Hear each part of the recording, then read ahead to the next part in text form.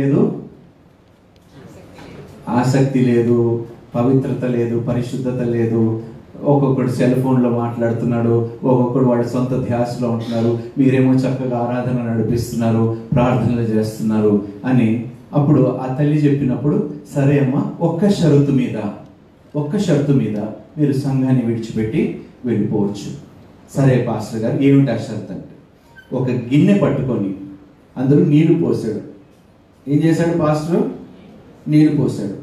ఒక్క చుక్క పడకుండా ఒకవేళ ఈ మూల నుండి ఆ మూల వరకు నువ్వు నడవగలిగితే నువ్వు సంఘాన్ని విడిచిపెట్టి వెళ్ళిపో.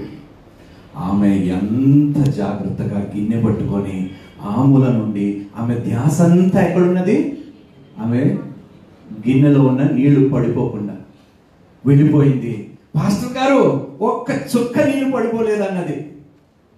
అది ఎట్లా సాధ్యమైంది? ఎందుకంటే నా ఫోకస్ అంతా దీని మీద పెట్టాను. నీ ఫోకస్ అంతా దేవుడి మీద పెడితే నీ పక్కవాడు ఏం చేస్తే ఎందుకమ్మా? నువ్వు పక్కవాని కోసం వస్తున్నావా, దేవుడి కోసం వస్తున్నావా అని చెప్పినప్పుడు ఆ తల్లి తన తప్పుని సరిదిద్దుకుంది. ఎందుకంటే నాకు రీసెంట్గా మా పెద్దలు చెప్పారు, కొంతమంది మా సంఘంలో ఉన్న పెద్దలు కూడా చెప్పారు, పైన ఎవరో నించుంటున్నారు, కింద ఎవరో పాటలు పాడుతున్నారు. ఇదా మనం చూడవలసింది సంఘంలోనే. ఈ విషయాలు ఎక్కడ నించుంటే ఏమిటండి? స్టేజ్ మీద నించుంటేనే దేవుడు మనల్ని ఆశీర్వదిస్తాడు. చెప్పండి. ఇలాంటి మాటలు నేను విన్నప్పుడు చాలా దుఃఖిస్తానండి, చాలా బాధపడతాను.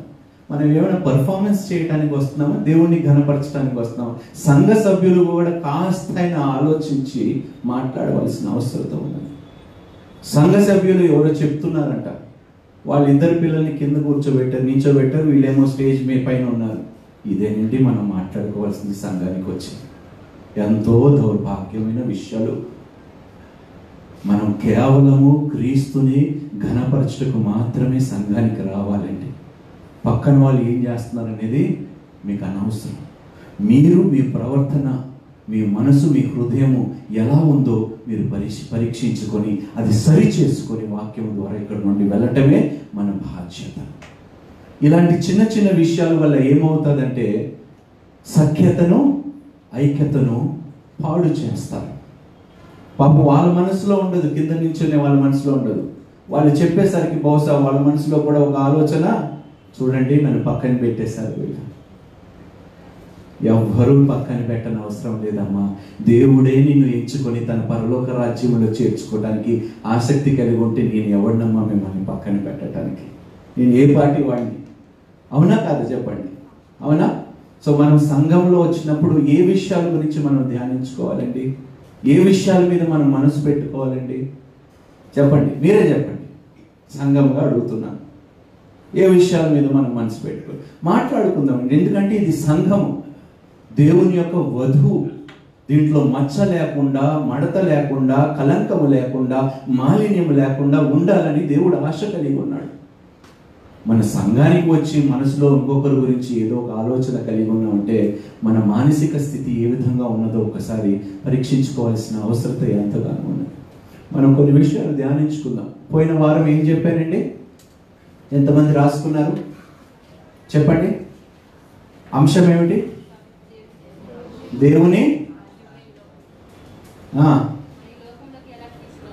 దేవుని రాజ్యమును మనం ఈ లోకంలోకి ఎలా తీసుకురాగలుగుతాము, దాన్నే నేను ఈరోజు మళ్ళీ కంటిన్యూ చేయబోతున్నాను. దానికి ముందు ప్రార్థించుకొని ప్రారంభించుకున్నాను. పరిశుద్ధుడా, ప్రేమ కలిగిన తండ్రి, నమ్మదగిన దేవ, కృపామయుడా, నీ పాదములకు స్తుతులు స్తోత్రాలు చెల్లిస్తున్నాను తండ్రి. నాయనా, ఈ ఉదయకాల సమయంలో సంఘముగా మేమందరము కూడులాగా కృపని, ధన్యతను మాకు అనుగ్రహించినందుకు ప్రభువా నీకు వందనాలు తండ్రి. యేసయ్యా, మీరు మాతో మాట్లాడమని ఈ దినం కోరుకుంటున్నాం ప్రభువా. ఏ విషయాలు నాయన తండ్రి ద్వారా మా జీవితాల్లో మేము సరి చేసుకోవాలో ఆ విషయాలను బట్టి ప్రభువా మీరు మాతో మాట్లాడండి ప్రభువా. నాయన, మా మనసు సమస్తము నీకు సమర్పిస్తున్నాము తండ్రి. నీ వాక్యము మంచి నేల, మా హృదయం అనే మంచి నేల మీద పడుటకు, అది విత్తబడుటకు సహాయం మీరు దయచేయండి. కుడి తట్టు ఎడమ తట్టు చూడకుండా నాయన చెప్పబడుతున్న వాక్యముని మీరు నాయన తండ్రి మాకు నాయన తండ్రి దీవెనకరంగా ఉంచమని మేము వేడుకుంటున్నాం ప్రభు. ఈరోజు ప్రపంచవ్యాప్తంగా ఎక్కడైతే సంఘముగా బిడ్డలు కూడి ఉన్నారో వారందరినీ సన్నిధిలో ఎత్తి పెడుతూ నాయన గొప్ప ఆరాధన, స్తుతి, వాక్కుపరిచర్య జరగట్టుకు కృపని మీరు కలుగు చేయమని నన్ను నీ పాదముల దగ్గర సమర్పించుకుంటూ నిన్ను హెచ్చిస్తూ నన్ను తగ్గించుకుంటూ ఈ ప్రార్థన నీ కుమారుడైన మా రక్షకుడైన యేసుక్రీస్తు పేరిట ప్రార్థించి వేడుకుంటున్నాను తండ్రి. Amen. Praise the lord. Hallelujah. Right. పోయిన వారము చాలా మంది నాకు మెసేజ్ పెట్టారు, బ్రదర్ తాళం గురించి చాలా చక్కటి మాట చెప్పారు. అయినా ఈరోజు మనం అందరం తాళాలు వేసుకొని వచ్చేసాం కదా, అవునా కాదా? చెడుతనానికి మనం తాళం వేయలేకపోతున్నాం, అవునా? చెప్పండి. చెడు ఆలోచనలు రాకుండా చెప్పండి, మనం మన మైండ్కి లాక్ పెట్టుకోగలుగుతున్నామా? కానీ ఇల్లుని మనం భద్రపరచుకోవాలనుకుంటున్నాం, కానీ దేవుని శరీరము అంటే దేవుని ఆలయమైన ఈ శరీరానికి కాపాడుకోవటానికి మనం తాళాలు ఉపయోగించుకోవటం లేదు.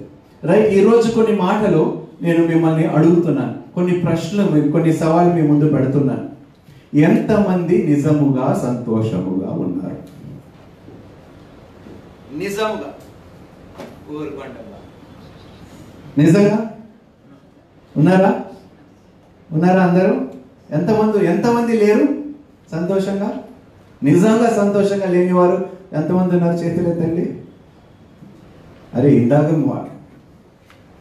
సంతోషంగా ఉన్నారంటే చేతులు ఎత్తారు, సంతోషంగా లేనంటే చేతులు ఎత్తారు. అందుకని దేవుడు 2 చేతులు ఇచ్చాడు. రైట్. ఈరోజు కొన్ని మాటలు మనం చదువుకుందామండి, మనం ధ్యానించుకుందాం. దాని ముందు కొన్ని విషయాలు. మనిషి జీవితము, యావత్తు జీవితము ఏ విషయాల మీద ఆధారపడి ఉన్నదో మనం చూద్దామండి. వాడు ఆలోచన, ఎందుకు ఈ మాట చెప్తున్నానంటే ఇది దేవుని రాజ్యానికి సంబంధించింది. నీ జీవితంలో ఇవి ఎక్కువగా ఉన్నావంటే నువ్వు నిజంగా దేవుని రాజ్యముని నువ్వు అనుభవించలేకపోతున్నావు. అంటే దేవుని రాజ్యములో నువ్వు నిజంగా జీవించలేకపోయిన పరిస్థితుల్లో నువ్వు బ్రతుకుతున్నావు. చూద్దామండి.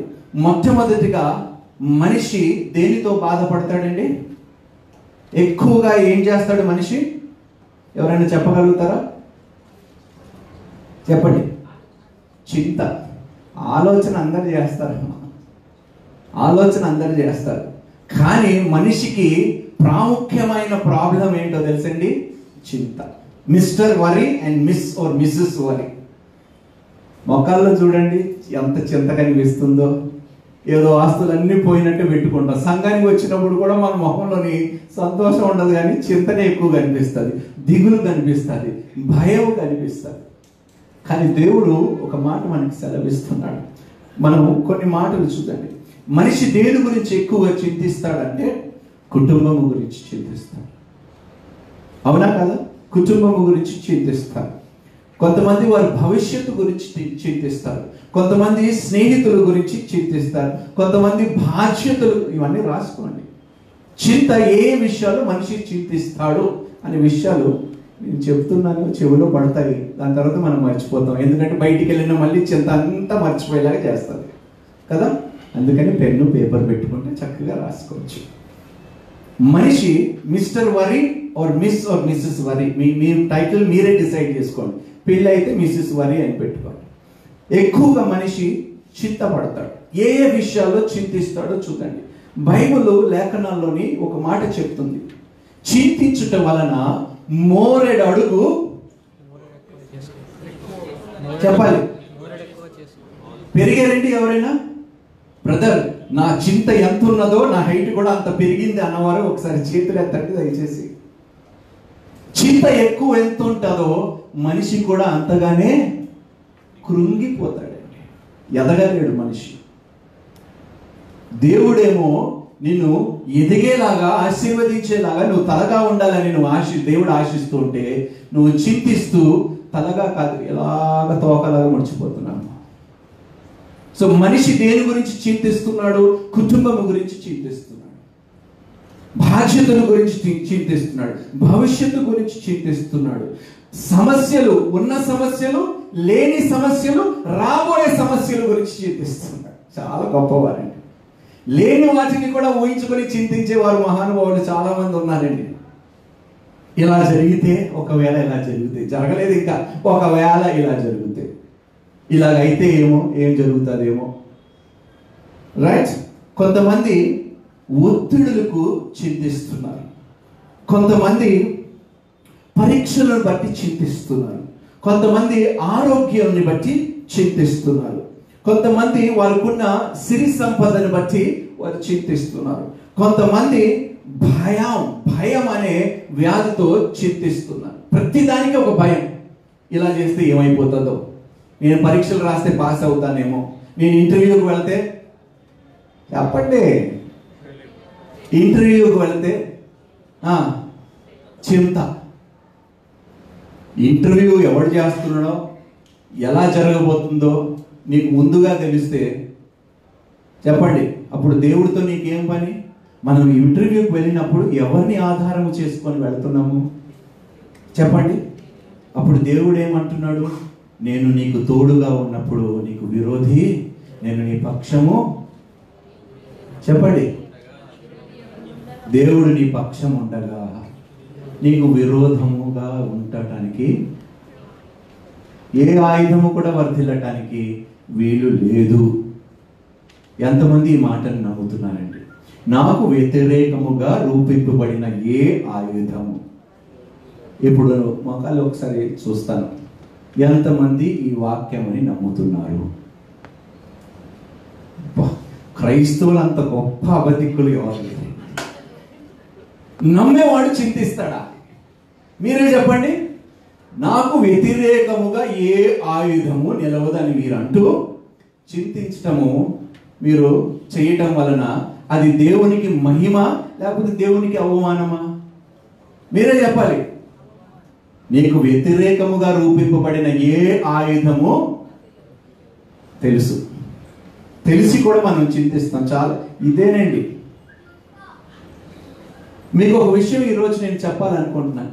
90% మన నిర్ణయాలు దేన్ని బట్టి ఉంటాయండి? ఎవరైనా చెప్పగలుగుతారా? దేని మీద ఆధారపడి ఉంటాయి 90% మన నిర్ణయాలు? ఎస్,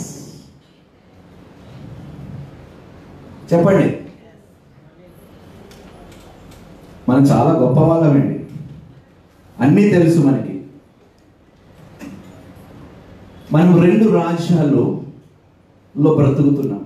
ఒకటి దేవుని రాజ్యము, ఒకటి ఈ లోకంలో ఉన్న సైతానుడి యొక్క రాజ్యములో మనం బ్రతుకుతున్నాం.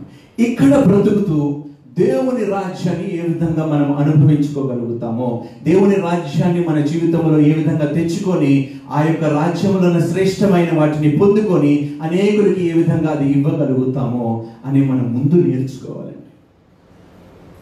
దేవుడు 28వ ద్వితీయోపదేశ కాండము 28వ అధ్యాయంలో ఏమన్నాడు? మీరు ఎంతమంది అప్పు ఇస్తున్నారు, ఎంతమంది అప్పు తీసుకుంటున్నారు? మీరే చెప్పాలి. ఈ వాక్యము నెరవేర్చబడాలా లేదా మన జీవితంలో? ఈ వాక్యము నెరవేర్చబడాలంటే మన జీవితంలో కావాల్సింది ఏమిటి చెప్పండి? ముందు చింతని దూరం చేయడం. నేను తలగా బ్రతకాలంటే తోకగా ఉండకుండా, ఎవడు తోకగా ఉంటాడో తెలుసండి? ఎక్కువ ఎవడు ఆలోచిస్తాడో, ఎక్కువ ఎవడు భయపడతాడో, ఎక్కువ ఎవడు చింతిస్తాడో వాడే తోకగా మిగిలిపోతాడండి. కానీ దేవుని మీద ఆధారపడి నమ్మకముగా బ్రతికేవాడు ఎల్లప్పుడూ తలగానే, ఏ పరిస్థితిలో ఉన్నా కూడా తలగానే వాడు బ్రతుకుతాడండి. దేవునికి స్తోత్రము. నా ఆశ ఏమిటంటే మీరందరూ తలగా బ్రతకాలి, తోకగా ఉండకూడదు. మనం చూద్దామండి, క్రీస్తు నీలో ఉన్నాడు అనుకోండి, అప్పుడు క్రీస్తు రాజ్యంలో ప్రవేశించడానికి మనకు అవకాశం ఉన్నదా లేదా? చెప్పండి సంగమా. ఒకవేళ క్రీస్తు నీలో ఉన్నాడంటే క్రీస్తు రాజ్యము నీలో ఉన్నదా లేదా? బాప్తిజం ఇచ్చే యోహాను ఏమన్నాడు? దేవుని రాజ్యము సమీపముగా ఉన్నది అన్నాడు. యేసుక్రీస్తు దానికి భిన్నముగా ఒక మాట చెప్పాడు. ఏమిటది? దేవుని రాజ్యము మీ మధ్యలోనే, మీలో. ఎక్కడున్నదంట? హలో, వినిపించటం లేదు సంగమా. దేవుని రాజ్యం ఎక్కడున్నదంట? మీలో మీ మధ్యలో దేవుని రాజ్యం ఉంటే ఆ రాజ్యంలో ఉన్నవి మీరు ఎందుకు పొందుకోలేకపోతున్నారు? ఆ రాజ్యంలో ఉన్న వాటిని అసలు విశ్వాసం అంటే ఏమిటి ఎవరైనా చెప్పగలుగుతారా? నా మొక్కను చూసే బదులు హెబ్రీయులకు రాసిన పత్రిక 11వ అధ్యాయం 1వ వచనం చదివితే తెలిసిపోతుంది విశ్వాసం అంటే ఏమిటో. రైట్, చదువుదాం. విశ్వాసం అంటే ఏమిటో. విశ్వాసం అనున్నది నిరీక్షింపబడి వాటి యొక్క నిజ స్వరూపము అదృశ్యమైనవి అమ్మా.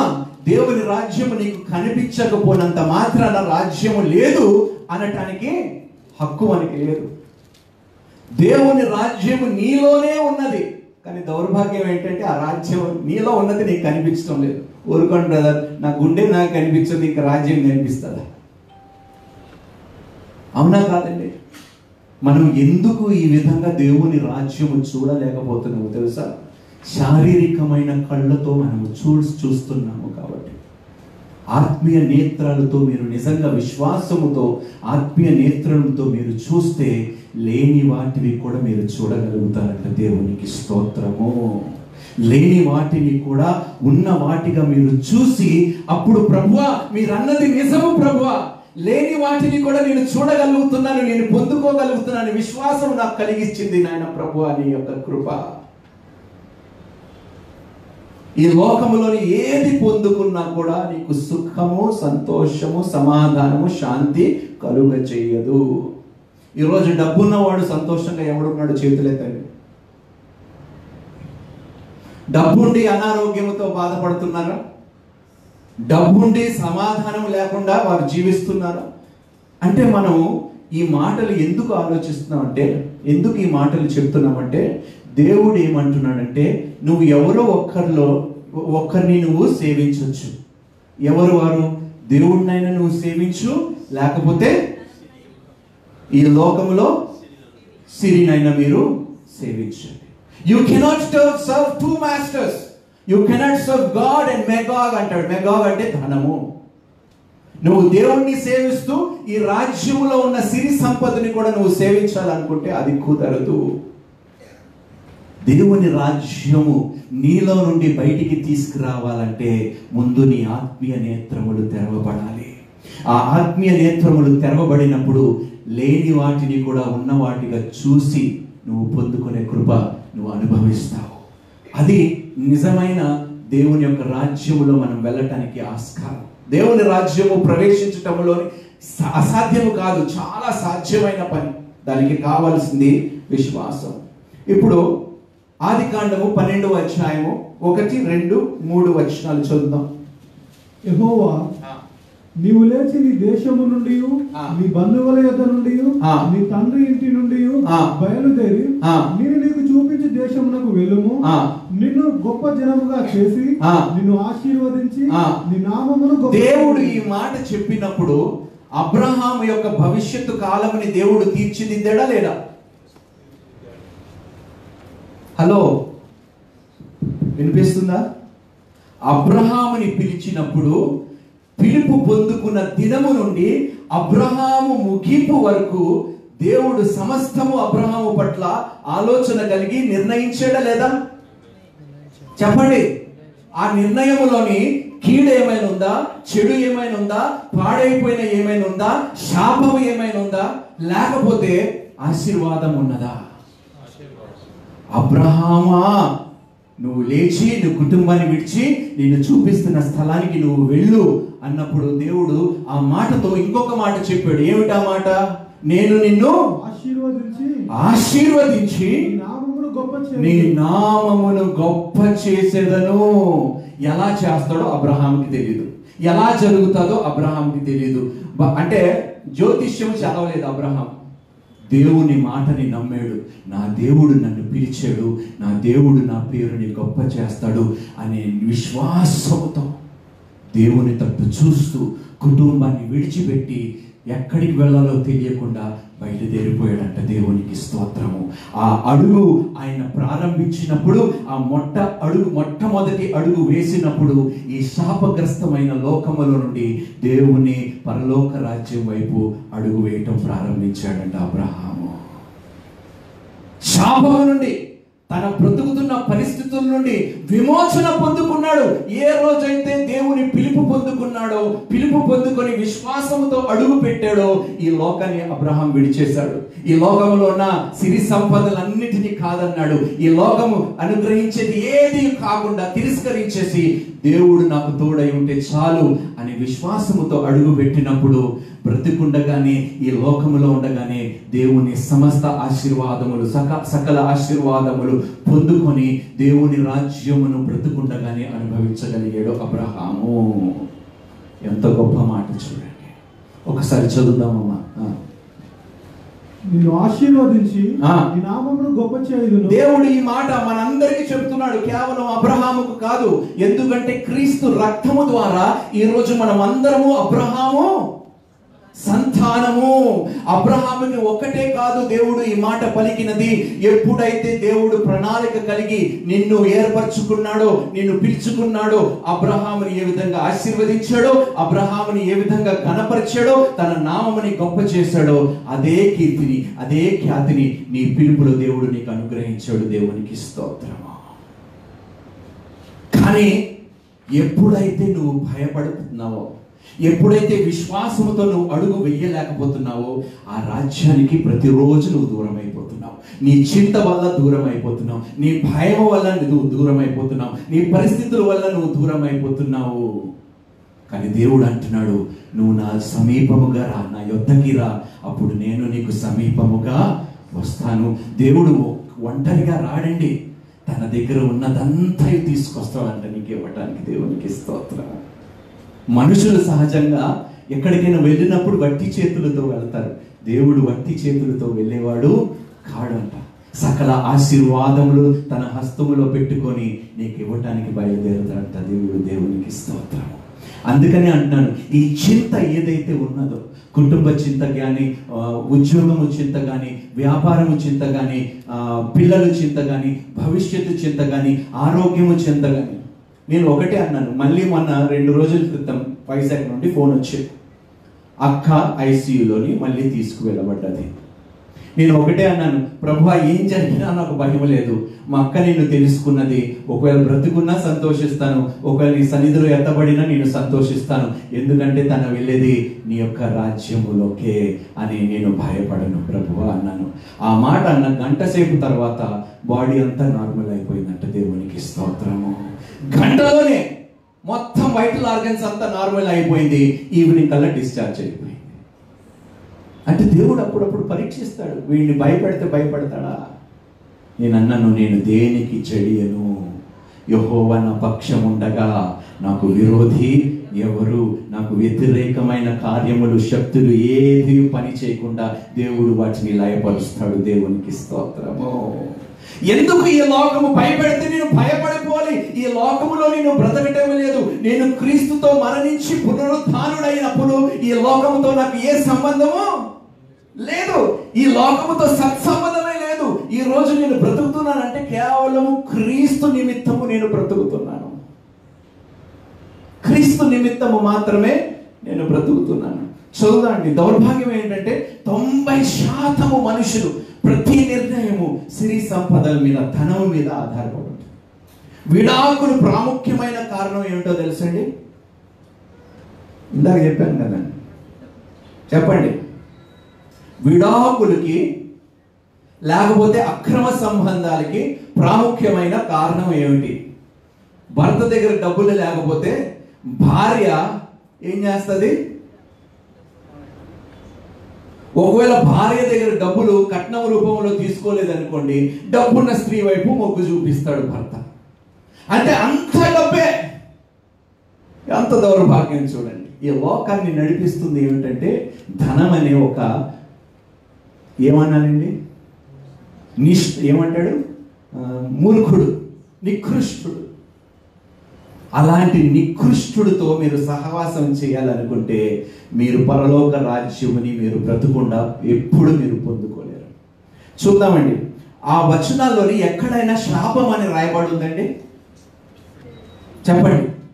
చాలా మంది ఇంకా శాపముల గురించి మాట్లాడుతూ ఉంటారు. బ్రదర్, నీ లైఫ్లో ఏదో కర్సు ఉంది బ్రదర్ అంటారు. నీ జీవితంలోని ఏదో శాపం ఉంది బ్రదర్, అందుకని ఇలాగ అనుభవిస్తాం. అప్పుడు చెప్పాలి, కాదు బ్రదర్, శాపము కాదు, దాన్ని పాపం అంటారు. నా జీవితంలో శాపము లేదు, ఎందుకంటే క్రీస్తు శిలువ మీద సమాప్తం అన్నాడు. సమస్త శాపము నా యొద్ద నిలవవలసిన శాపము తన రక్తము ద్వారా కడిగి వేసేసాడు. ఇంకా నేను శాపగ్రస్తుడు ఏంటండి?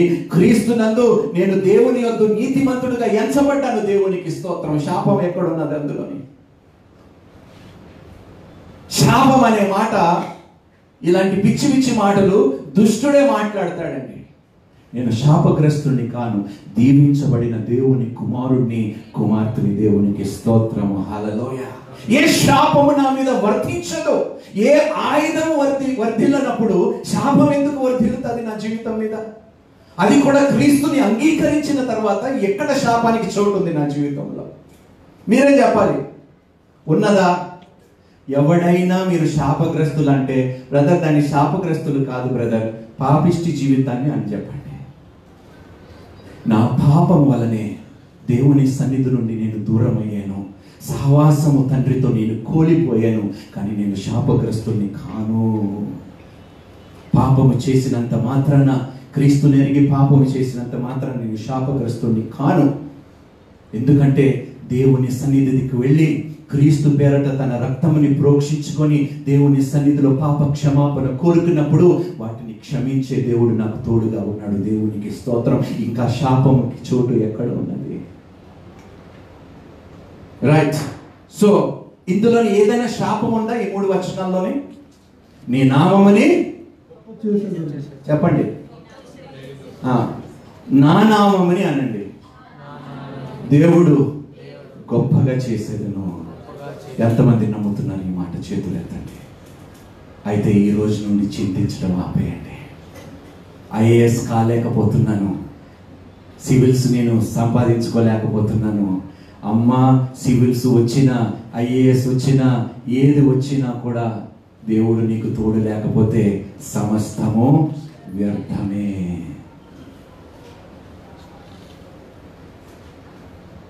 దేవుడు మనల్ని ఎందుకు ఆశీర్వదిస్తున్నాడండి? ఎవరైనా చెప్తారా? ఈ లోకంలోని మనము ఎలాంటి పరిస్థితుల్లో బ్రతుకుతున్నాం అంటే, మనల్ని మనము దీవించుకునే పరిస్థితుల్లోనే బ్రతుకుతున్నాం. ఈ లోకంలో బ్రతికే వాళ్ళు ఏం చేయాలి చెప్పండి? కాదండి, ఈ లోకంలో బ్రతుకుతున్న వారు ఏమి నమ్ముతారు? వారికి వచ్చే ఉద్యోగాన్ని నమ్ముతారు. వారికి వచ్చిన పనిని బట్టి వారు ఏదో ఒకటి చేసుకోగలుగుతారు, ఒక నమ్మకం ఉంటుంది. కానీ దేవుని రాజ్యంలో అలా లేదండి. నువ్వు త్రవ్వని, హలో కట్టని, నాటని, చెప్పండి, నేను నీకు హలో ఇస్తాడా ఇవ్వనన్నాడా? పని చేస్తేనే ఇస్తానన్నాడా? చెప్పండి. నిన్ను ఆ దేశంలో ప్రవేశపెట్టి నీవు కట్టని గొప్పవగు మంచి, నిన్ను ఆ దేశంలో ప్రవేశింపబెట్టి నీవు కట్టని గొప్పవగు మంచి పురములను. అమ్మా, నీ కోసం పురములు రెడీగా ఉన్నాయి. కానీ నువ్వు చేయవలసింది ఏంటో తెలుసా? యథార్థముగా, నీతితో, దేవుని ఆజ్ఞలకు కట్టబడి విశ్వాసముతో నువ్వు బ్రతికితే సమస్తము దేవుడు నీకు సమకూర్చి ఇస్తాడు. There is a condition, great condition. నీవు ఐఏఎస్ ఆఫీసర్ అయితేనే నేను కారు కొనుక్కుంటాను, నేను బంగ్లా, నేను I'm not preaching prosperity, but I'm saying God will prosper you.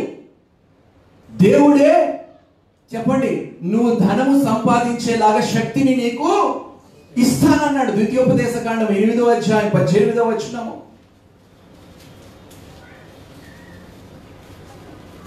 చదవండి. కాగా నీ దేవుడైన యెహోవాని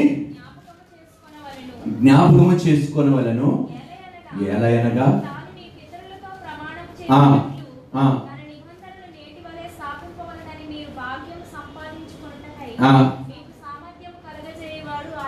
మీకు సామర్థ్యము కలుగజేయువాడు ఆయనే. మీ కష్టము మీద, మీ శక్తి మీద మీరు ఆధారపడవలసిన అవసరం లేదు. దేవుని మీద ఆధారపడండి. నేను కనులెత్తి చూస్తున్నాను, నాకు సహాయము గూగుల్ ఆఫీస్ నుండి వచ్చాను, డెల్ ఆఫీస్ నుండి వచ్చాను, IAS పరీక్షల నుండి వచ్చాను, గ్రూప్ 2 పరీక్షల నుండి వచ్చాను కదా. నీకు సహాయం ఎక్కడ నుండి వచ్చును? మీరే చెప్పండి. అమెరికా పోతే వచ్చును, గ్రీన్ కార్డు దొరికితే వచ్చును, ఆస్ట్రేలియాకి వెళితే వచ్చును, కెనడాకు పోతే. ఎందరో మహానుభావులు. రైట్. సో ముందుగా మనకు కావాల్సింది ఏమిటంటే విశ్వాసం అండి. దేవుని రాజ్యమును అనుభవించుకోవాలంటే గొప్ప విశ్వాసము కావాలి. ఎంత గొప్పదో తెలుసా? ఆవగించంత గొప్పది. ఎంత గొప్పదంట? చాలా గొప్ప విశ్వాసము కావాలి. దేవుడు అంటున్నాడు, ఆవగింజంత గొప్ప విశ్వాసం నీకుంటే ఈ కొండని ఇక్కడ నుండి నువ్వు లేచి సముద్రంలోకి పడిపోమంటే లేచి పడిపోతుందంట. ఎంత విశ్వాసం అంటే ఆవగించంత విశ్వాసం ఉంటేనే కొండని నువ్వు తొలగించగలిగితే, ఆవగించ విశ్వాసముతో దేవుని రాజ్యమును నువ్వు ప్రవేశించలేవా? దేవుని రాజ్యములో ఉన్నవి నువ్వు పొందుకోలేవా? ఆవగించంత విశ్వాసం అంట. ఆ ఆవగింజలోని అంత పెద్ద చెట్టు ఉంటుందంట. ఆ చెట్టులో పెరిగిన తర్వాత పక్షులు వచ్చి వాలుతాయంట, కూర్చుంటాయంట. ఆ ఆవగింజకి తెలుసు తన విలువ ఎంతనో. దేవుని చేత కడగబడ్డ, రక్షింపబడ్డ మీరు మీ విలువ ఏంటో మీరు గ్రహించలేకపోతున్నారు కాబట్టి, అర్థము చేసుకోలేకపోతున్నారు కాబట్టి, ఇంకా దేవుని రాజ్యము ఏమిటో అర్థం చేసుకోలేకపోతున్నారు కాబట్టి, ఆయన రాజ్యము మీలో ఉన్నదని విషయము మీరు మర్చిపోతున్నారు కాబట్టి, ఆయన రాజ్యములో ఉన్న వాటిని మీరు పొందుకోలేకపోతున్నారు. చదువుకున్న చాలా విషయాలు ఉన్నాయి. ఇది ఈ రోజుతో ముగించే సబ్జెక్ట్ కాదండి. రైట్. ద్వితీయోపదేశ కాండము 6వ అధ్యాయం 10, 11, 12. ఇందాక అదేనమ్మా చదివింది మీరు? చదవండి. నీ దేవుడైన యెహోవా నీ పితరులైన అబ్రహాము, ఇస్సాకు, యాకోబులతో చేసిన ప్రమాణమును బట్టి నిన్ను ఆ దేశంలో ప్రవేశపెట్టి నీవు కట్టని గొప్ప మంచి పురములను, నీవు నింపని మంచి ద్రవ్యముల చేత నింపబడిన ఇళ్లను, నీవు త్రవ్వకపోయినను త్రవ్వబడిన బావులను, నీవు నాటని ద్రాక్ష తోటలను, ఒలివ తోటలను నీకు ఇచ్చిన తరువాత నీవు అంటే నువ్వు నాటి నీళ్లు పోసి దానికి ఎరువు వేసి పెంచిన తర్వాత అనట్లేదు. ఆల్రెడీ అంతా నేను చేసేసి నీకు ఇచ్చిన తర్వాత నీవు తిని తృప్తి పొందినప్పుడు దాసుల గృహమైన ఐగుప్తు దేశంలో నుండి నిన్ను రప్పించిన యెహోవాను మరువకుండా నీవు జాగ్రత్త పడుము. నువ్వు జాగ్రత్తగా పడుము. దేవుడు ఏమంటున్నాడంటే, నువ్వు ఏ పని చేయకుండానే ఈ సమస్తము నీకు సిద్ధపరిచి నేను నిన్ను అందులోకి ప్రవేశింపజేస్తాను, నన్ను నమ్ము అనే మాట అంటున్నాడు. మనం ఎందుకు పొందుకోలేకపోతున్నామో తెలుసా? 400 పైచిల 30 సంవత్సరాలు వాళ్ళు అబ్రహాముతో ప్రారంభమైన ప్రయాణము వారు ముగింపబడటానికి ఐగుప్తులో ఎప్పుడు ముగింది? 430 సంవత్సరాలు. ముగింపబడిన తర్వాత దేవుడు వారిని ఎండిపోయిన నేలలోకి తీసుకొని వెళ్ళాడా, లేకపోతే పాలు తేనెలతో ప్రవహించే పట్టణానికి తీసుకొని వెళ్ళాడా? దేవుడు అంటున్నాడు, నిన్ను పిలుచుకున్నప్పుడు నీ పరిస్థితిని నేను ఎరుగున్నాను, నీ పరిస్థితిని నేను చూచి ఉన్నాను, నీ కష్టములు నేను చూచి ఉన్నాను. నీ సంఖ్యల్లో నువ్వు బాధపడుతున్నప్పుడు, సంఖ్యలు వేయబడి నువ్వు ఇబ్బంది పడుతున్నప్పుడు, చెరసాల్లో ఉన్నప్పుడు సమస్తము నేను చూచాను. ఇదిగో ఈ రోజు నేను పిలుచుకున్నాను, పాలు తేనెలు ప్రవహించే ప్రదేశంలో నేను ప్రవేశించబోతున్నాను. దేవునికి స్తోత్రము, హల్లెలూయా. నేను ఎందుకు పిలుచుకున్నానో తెలుసా? మళ్ళీ ఆ కానాను దేశానికి వెళ్ళి దున్ని కష్టపడి ఇంకా బానిసలుగా మీరు పని చేయడానికి కాదు, అన్ని సమకూర్చి, ఎవడో పని చేశాడు, అన్ని సమకూర్చి మీరు పడిన కష్టానికి ప్రతిఫలముగా సంతోషముతో సుఖముతో నా యొక్క దేశంలో మీరు బ్రతకటానికి నేను మిమ్మల్ని పిలుచుకున్నాను. మీరు పిలువబడిన పరిస్థితుల్లో ఒక్కసారి మీరు జ్ఞాపకం చేసుకోండి. పాపములో మీరు పిలువబడ్డారు. ఘోరమైన జీవితం మీరు బ్రతుకుతున్నప్పుడు పిలువబడ్డారు. ఎందుకో తెలుసా? మీ కష్టాన్ని నేను చూచాను, మీ కన్నీటిని నేను చూచాను. వాటన్నిటినీ తుడిచివేసి చాలు. మీరు ఇప్పుడు వరకు అమ్మా మీరు పని చేసి ఎవరు రాజ్యము కడుతున్నారు చెప్పండి? మీరు పని చేసి ఎవరు రాజ్యం కడుతున్నారు? ఒకవేళ గూగుల్ కంపెనీలో పనిచేస్తున్నారు అనుకో, మీరు ఎవరు రాజ్యం కడుతున్నారు? ఆ కంపెనీ యజమాని రాజ్యాన్ని. అవునా కాదా? మీరు ఏ వృత్తిలో ఎక్కడ పని చేస్తున్నారు, ఎవరు రాజ్యం కడుతున్నారు? ఆ యొక్క వృత్తికి సంబంధించిన యజమాని రాజ్యాన్ని కడుతున్నారు. మీరు ముక్కు మొఖము తెలియనోడి రాజ్యం అని కట్టగలిగితే చెప్పండి, సమస్తము చేయగలిగిన దేవుని రాజ్యము మీరు కట్టడానికి ప్రయాసపడితే ఎంత గొప్ప ఆశీర్వాదముని తిరిగి మీరు పొందుకుంటారు. ఇప్పుడు బాగుపడుతుంది కంపెనీ యజమానా మీరా?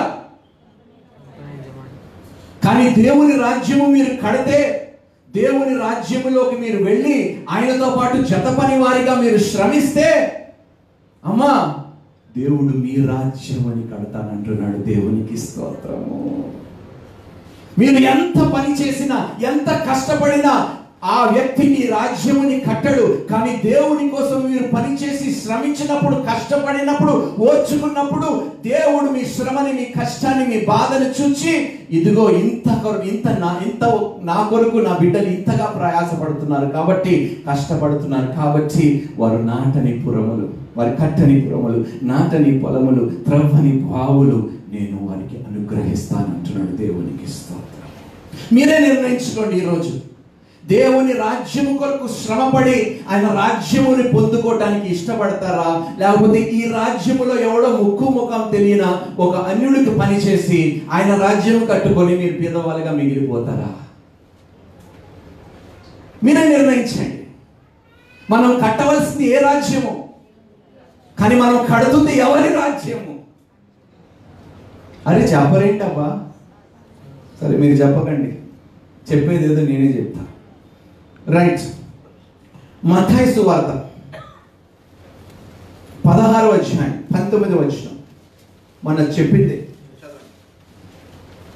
పరలోక రాజ్యం యొక్క తాళపు చెవులు నీకు ఇచ్చేదను, నీవు భూలోకమందు దేని బంధించుదు అది పరలోకమందును బంధింపబడును, భూలోకమందు దేని విప్పుదు అది పరలోకమందును విప్పబడునని అతనితో చెప్పాను. అంటే ఏం పొందుకున్నాం మనము?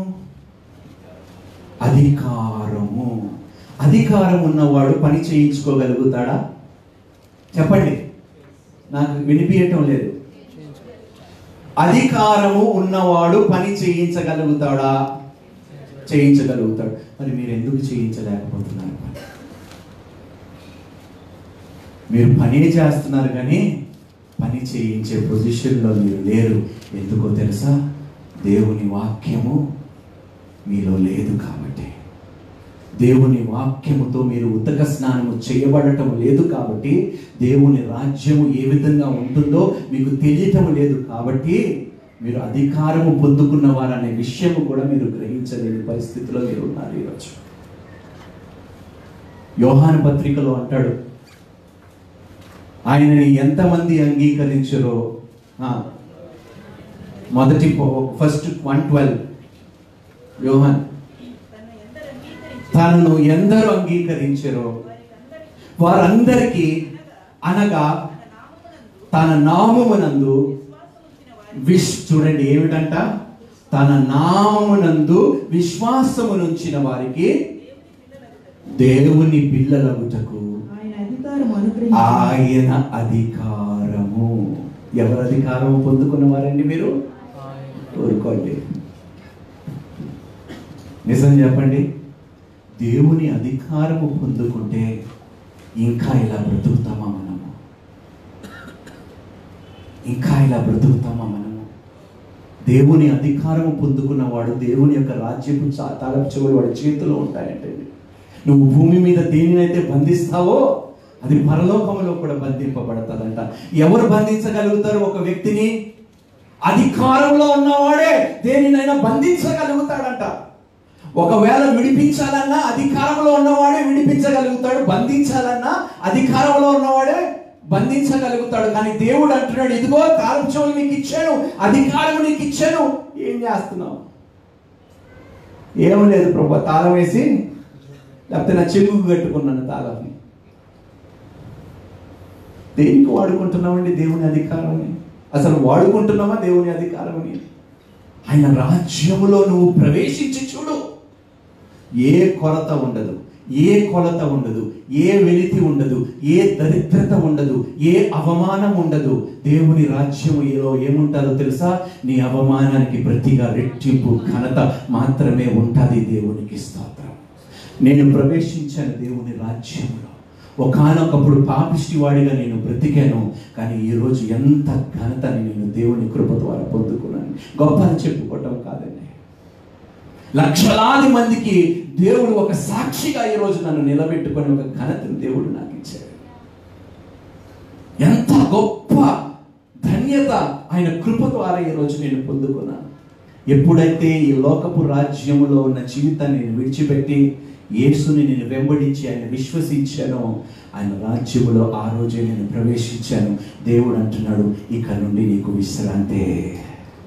నా రాజ్యములో ఏముంటుంది? దేవుని రాజ్యములో పని ఉంటుందా? విశ్రాంతి ఉంటుందా? సమాధానం ఉంటుందా? అసమాధానం ఉంటుందా? దేవునికి స్తోత్రము.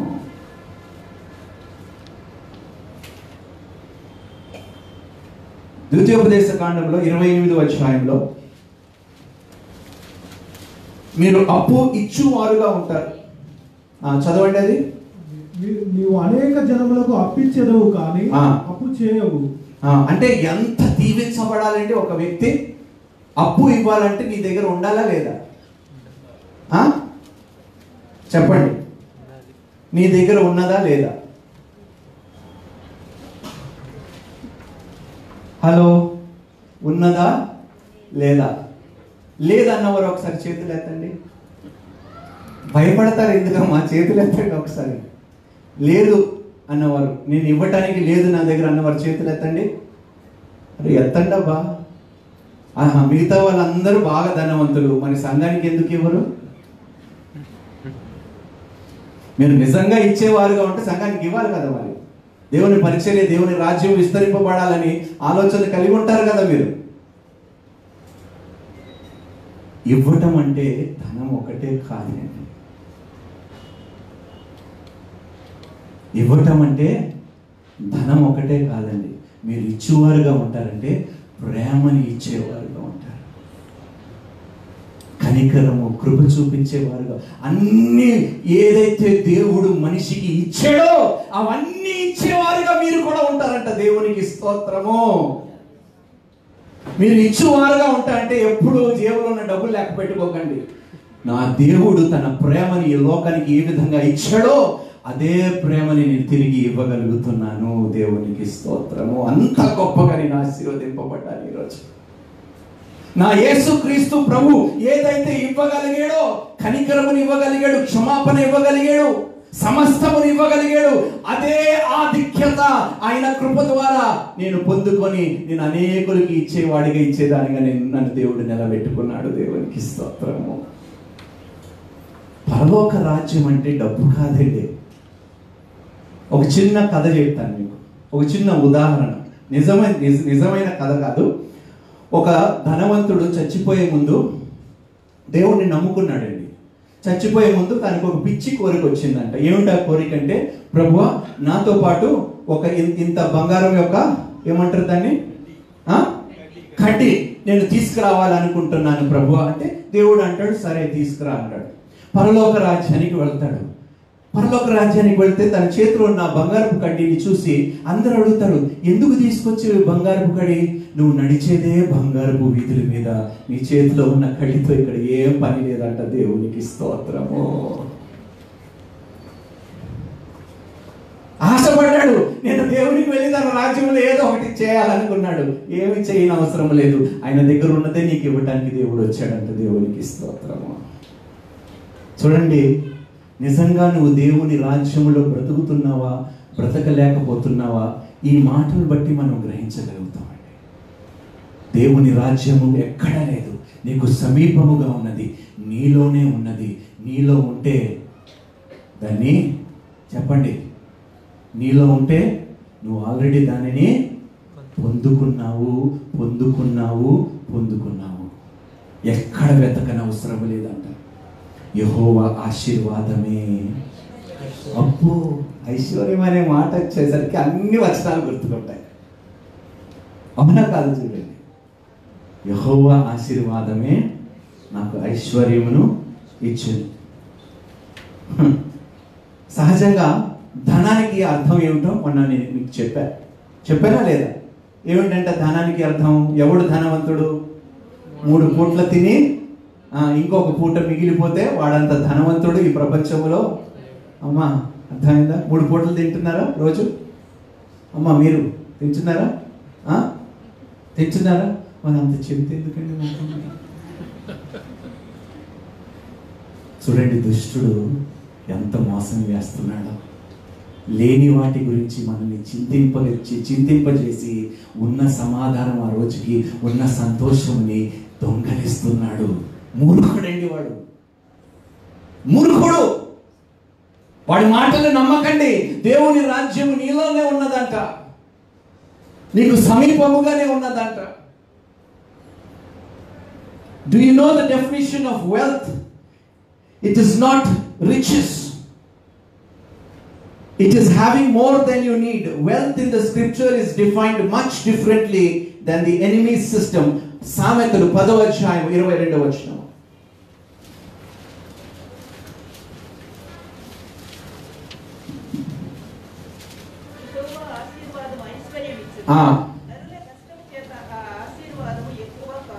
నరుల కష్టము చేత ఆ ఆశీర్వాదము దేవునికి స్తోత్రం. ఇంగ్లీష్ లో చాలా బాగుంటుంది. The blessings of the Lord bringeth wealth and he adds no trouble to it. ఆయన అనుగ్రహించిన ఆశీర్వాదము వెంట ఏ ఒక్క కష్టం ఉండదంట. ఆయన ఆశీర్వాదముతో సమాధానము కూడా తోడై ఉంటదంట. శ్రమ కాదు. ఈరోజు ఎంతమంది నా దగ్గర లేదు లేదు లేదు అని బాధపడుతూ వారి జీవితాన్ని గడిపేస్తున్నారండి. ఎంతమంది? సమయం ఎంత? ఓకే, ఎంతమంది లేదు అనే ఆలోచనతోనే చింతిస్తూ వారి జీవితాన్ని గడిపేస్తున్నారు? ఇక్కడ ఉన్నారండి చాలా మంది. అవునా కదా? నాకు తెలుసమ్మా. ఏమీ లేదండి మీ దగ్గర? ఏమీ లేదు చెప్పండి. ఏమీ లేదు. అర్థం కాలే. డ్యూటీ లేదు.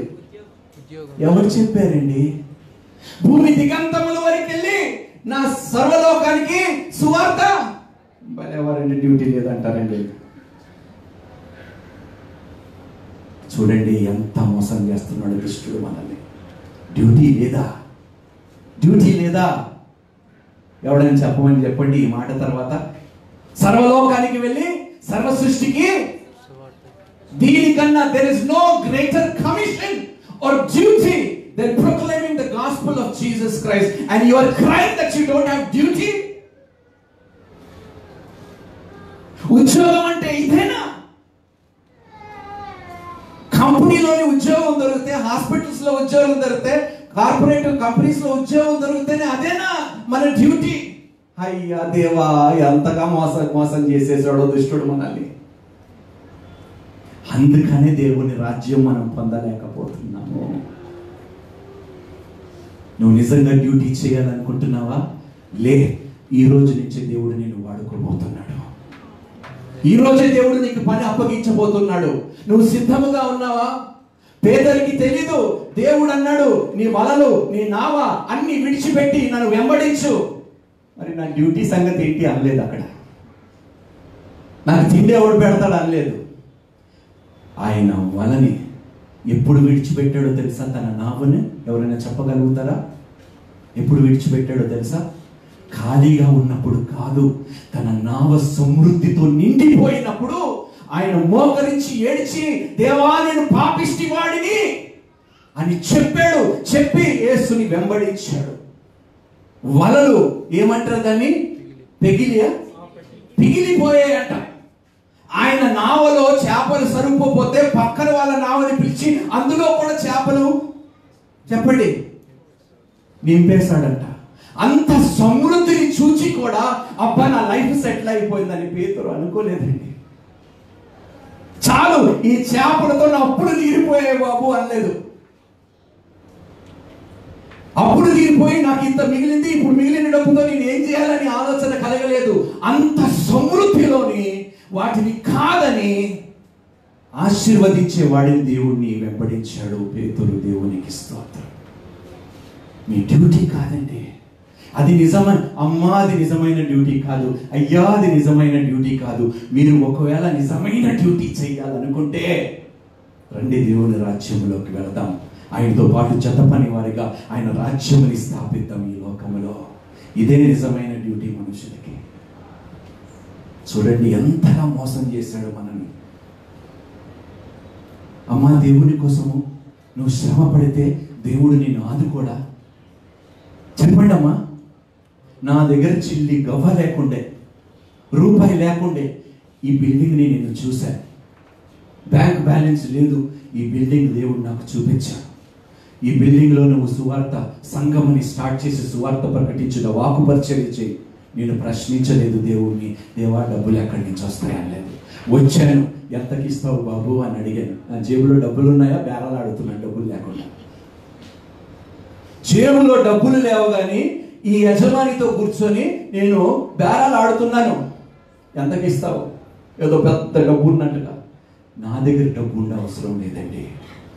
ఈ సృష్టి నా తండ్రిది, ఆ తండ్రి నాకు సమకూర్చి ఇస్తాడనే నమ్మకంతో నేను వచ్చాను. నా పర్సు ఖాళీగా ఉన్నా కూడా అది నా విశ్వాసము.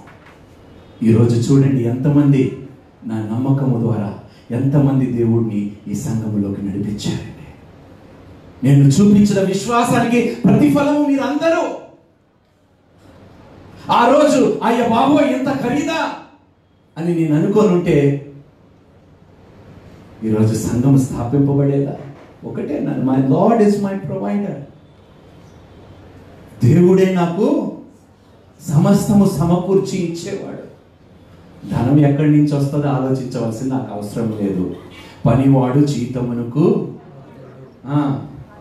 పాత్రుడు. పని చేస్తే జీతం ఇస్తానంటున్నాడు. ఎవరు ఇస్తానంటున్నాడు? అమ్మా డ్యూటీ లేదనకండి అమ్మా, డ్యూటీ ఉన్నదమ్మా. ఈ లోకములోనే ఉద్యోగము కన్నా ఆత్మను సంపాదించుకునే డ్యూటీ చాలా గొప్పది. ఆ డ్యూటీ కోసము త్యాగము చేస్తే ఈ లోకాన్ని తలక్రిందలు చేస్తాడు నీ కోసం దేవుడు. దేవునికి స్తోత్రం. శ్రేష్టమైన వాటిని ఎంచుకోమంటున్నాడు దేవుడు. దేవునికి స్తోత్రం. అన్నీ ఉన్నాయండి, సమస్తము ఈ రాజ్యం, దేవుని రాజ్యములో ఉన్నవంతే నీలోనే ఉన్నాయి. కాబట్టి ఉన్నాయి, కానీ నువ్వు వాటిని చూడలేకపోతున్నావు కాబట్టి వాటిని నువ్వు అనుభవించలేకపోతున్నావు, పొందుకోలేకపోతున్నావు. నేను బ్రతుకుండగానే దేవుని రాజ్యాన్ని అనుభవిస్తున్నాను. దేవునికి స్తోత్రము. చింత లేదు, భయం లేదు, దిగులు లేదు. మరణం అంటే అసలే భయం లేదు. ఎందుకంటే ఇవి దేవుని రాజ్యములో లేవు కాబట్టి. పిల్లలు 61వ అధ్యాయం 7వ వచనం.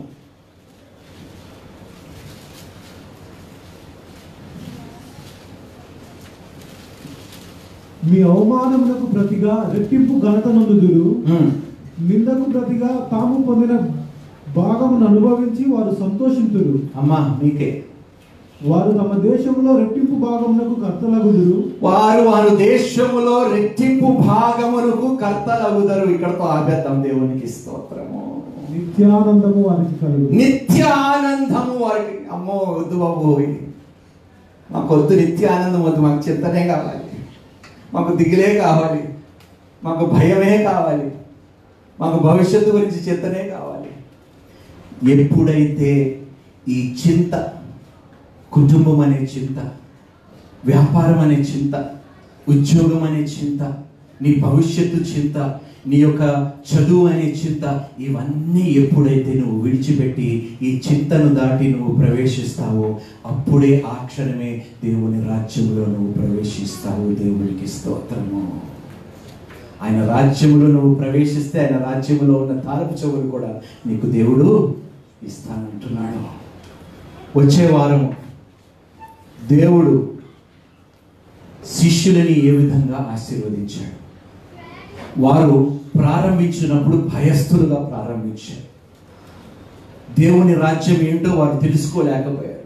కానీ దేవుని రాజ్యము తెలుసుకున్న తర్వాత, పరిశుద్ధాత్మను దేవుణ్ణి పొందుకున్న తర్వాత వారు దేవుని కోసం ఎన్ని అద్భుతమైన కార్యములు చేశారు. వారు చదువుకున్నవారా, చేపలు పట్టేవారా? ఆంద్రేయ కానీ, యాకోబు కానీ, సిమియోన్ అదే పేతురు కానీ, ఇంకా యోహాను కానీ, వాళ్ళందరూ ఎవరు? చేపలు పట్టే జాలారులు. వాళ్ళు పెద్ద పెద్ద చదువులు చదువుకోలేదు,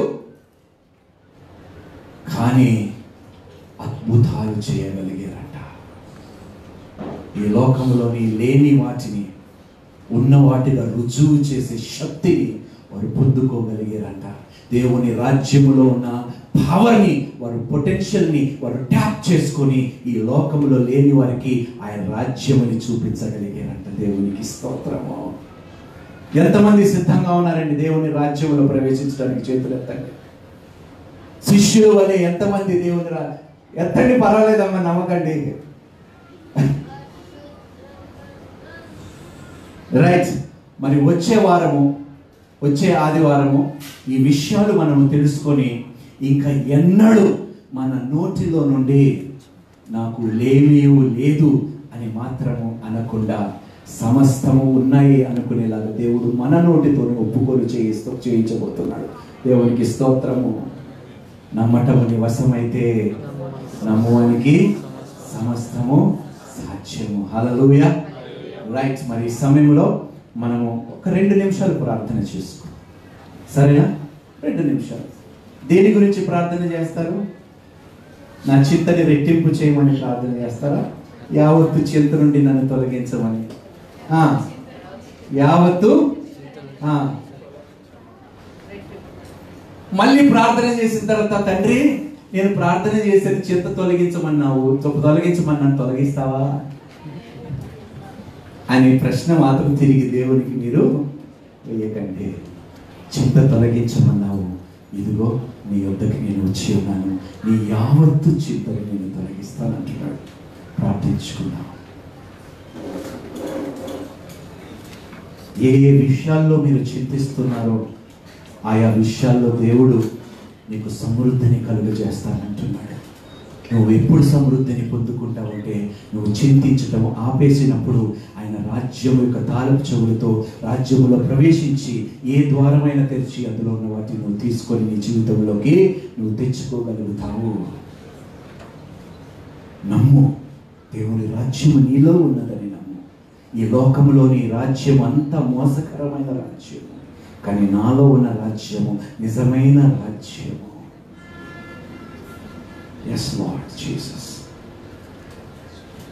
పరిశుద్ధుడా, ప్రేమ కలిగిన తండ్రి, నమ్మదగిన దేవ, కృపా కనికరము నాయన వాత్సల్యము చూపించేవాడా, గొప్ప దేవా, నీకు వందనాలు, స్తుతులు, స్తోత్రాలు. నీ ప్రేమను బట్టి నాయన నీకు వందనాలు తండ్రి. నువ్వు అబ్రహాముతో చేసిన వాగ్దానములు బట్టి నీకు వందనాలు. ఈరోజు నీ కుమారుడైన క్రీస్తు రక్తము ద్వారా నాయన మేము కడగబడి అబ్రహాము సంతానమునికి వారసత్వం మేము పొందుకున్న వారమై ఉన్నాము. ఏ ఆశీర్వాదం అయితే మా అబ్రహాము తండ్రికి మీరు ఇచ్చారో పిల్లలుగా మేము కూడా పొందుకొని ఉన్నామని ఈ దినం మేము నమ్ముచున్నాము తండ్రి. మేము నమ్ముచున్నాం.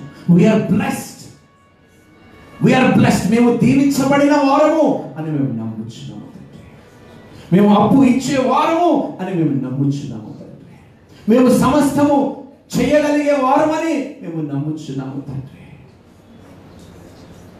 మేము చింతించే వారిగా ఉండము అని నీకు తెలియపరుస్తున్నాము తండ్రి. యెహోవా నా కాపరి, నాకు లేమియు కలగదు అని కీర్తనకారుడు చెప్పినట్టు ఈరోజు నేను చెప్తున్నా, నువ్వు నా పక్షం ఉన్నావు తండ్రి. నాకు విరోధి ఎవరు తండ్రి? ఆటంకము సృష్టించేది ఎవరు? నాకు ఒత్తిడి తెచ్చేది ఎవరు? నాకు వ్యతిరేకముగా రూపింపబడిన ఆయుధములు ఎక్కడున్నాయి ప్రభువా? నువ్వు నాకు తోడుగా ఉంటే తండ్రి. ఎంత గొప్ప దీవెనలు పొందుకున్నాను తండ్రి. అయినను వాటిని చూడలేకపోతున్నాను కాబట్టి పొందుకోలేని పరిస్థితుల్లో నేను బ్రతుకుతున్నాను ప్రభువా. నాయన, ఆమగించంత గొప్ప విశ్వాసం నేను కలిగి ఉండేలాగా కృపని నాకు దయచేయండి. Because faith is the key to every answer Lord. సమస్త నాయన జవాబులకి విశ్వాసమే ఒక తాలపు చెవులు నాయన ప్రభువా.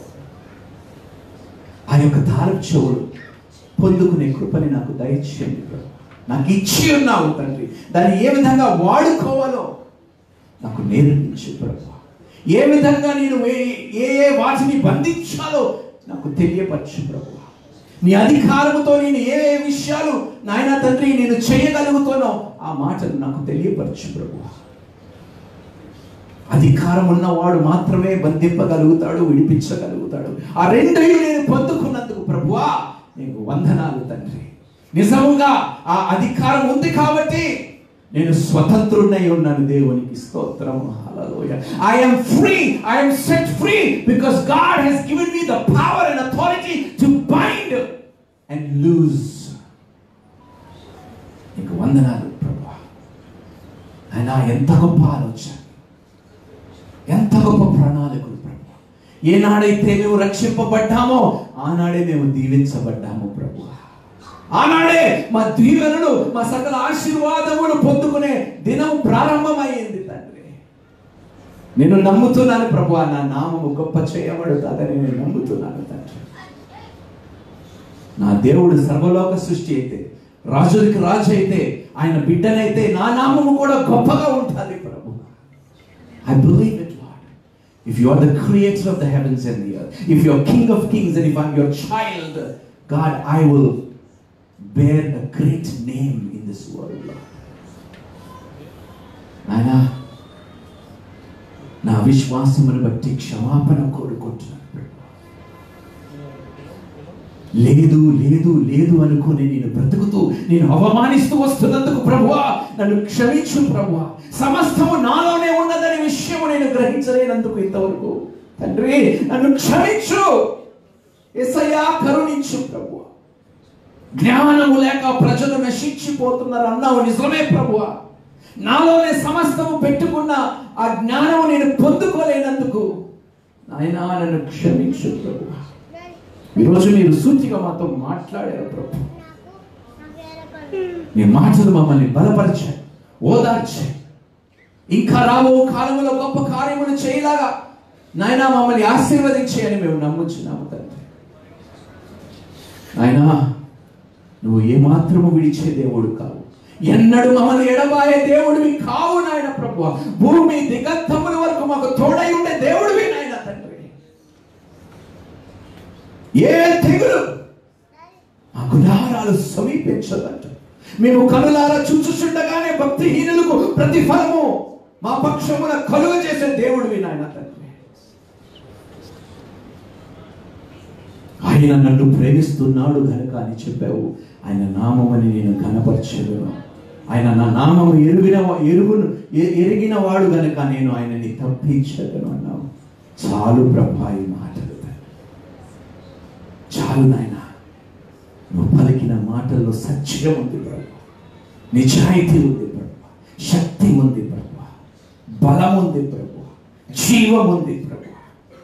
అందుకని ఏ విషయములో ఇంకా ఎన్నడూ నేను చింతించను, భయపడను, జడియను అని నీ సన్నిధిలో ఈ దినము నీకు మాట ఇస్తూ ఈ ప్రార్థన మిక్కిలి వినయముతో నీ కుమారుడైన మా రక్షకుడే యేసు క్రీస్తు పేరుట ప్రార్థించి అడిగి వేడుకుంటున్నాము తండ్రి. ఆమేన్. హల్లెలూయా. ఈ వాక్యం ద్వారా నేను దీవించబడ్డానన్న వారు దేవునికి గట్టిగా చప్పట్లు కొడతామా? రైట్.